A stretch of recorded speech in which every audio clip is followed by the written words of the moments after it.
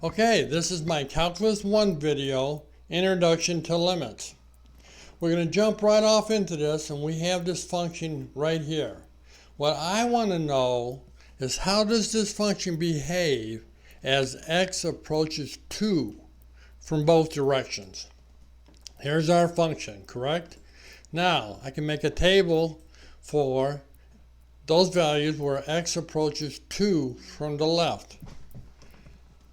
These numbers here are slightly less than 2, but we're getting closer and closer. And then f of x, you can see, is getting closer and closer to 4, correct? Now we'll make another table of those values where x approaches 2 from the right. And these values are slightly larger than 2, but we are getting closer and closer to 2 as we go down the table. And you can see that we are getting closer and closer to 4. So here's our function again. Here's the graph of the function. Here's x equals 2, correct?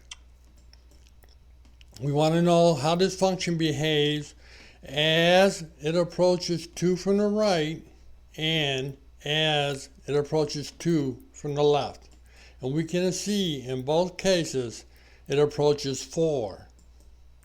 So the proper way to write a limit equation is limit of this function, x squared minus x plus 2, as x approaches 2 would equal 4. This is how you would write the equation. Here's once again an example. The limit of some function as x approaches a equals L. This means as this function approaches a, it also approaches L. The limit of f of x then would be L. Let's estimate the value of this function. We have the square root of t to the second power plus 9. And that is subtracted by 3, and then the whole thing is divided by t to the second power. And we want to know how this function behaves as t approaches 0.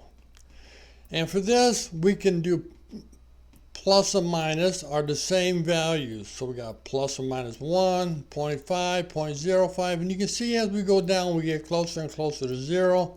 It gets closer and closer to 1.66, and the 6's keep going on.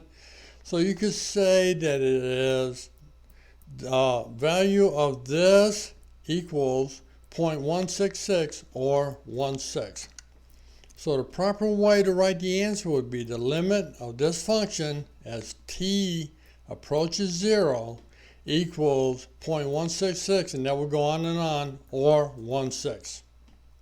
Here's a graph of that function, and you can see that it does work out right. We did estimate correctly. Now this function here, let's guess the value of the limit of sine pi divided by x as x approaches 0. Because we know when x is 0, it's going to be undefined, correct? Here's our table once again.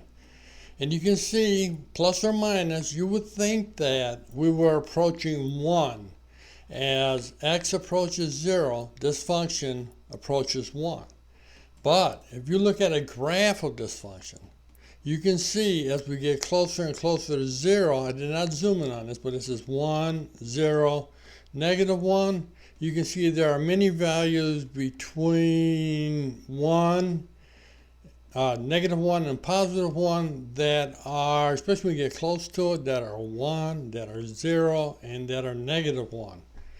So the answer to this would be that the limit of sine of pi divided by x as x approaches 0 does not exist. So that's what DNE means, does not exist. And here's a review of what we just talked about. Just wanted to go over the very basics of limits. This is the limit of some function as x approaches a. So we wanted to know how this function behaves as it approaches a, and it also approaches L.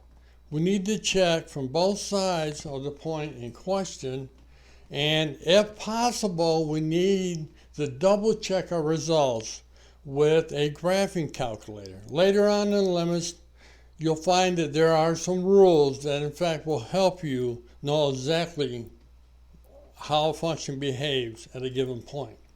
This has been my video, and you can contact me at jansonmath620@gmail.com.